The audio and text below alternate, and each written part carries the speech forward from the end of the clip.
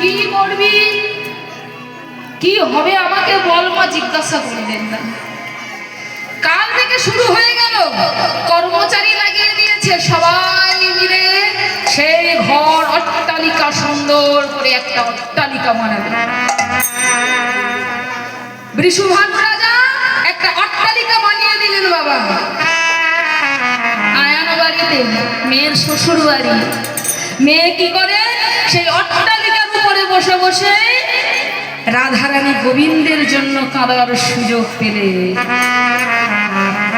মা এমন সময় ঠিক দুপুর বেলা, এই দুপুর বেলাতে রাধারানী অট্টালিকার উপরে বসে আছে, আর কি করছে, এমন সময় তুলসী আসছে আর রাধিকা বসে আছে।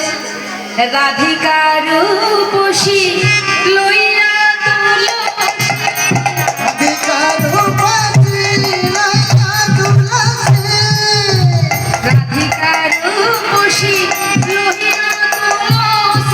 রাধে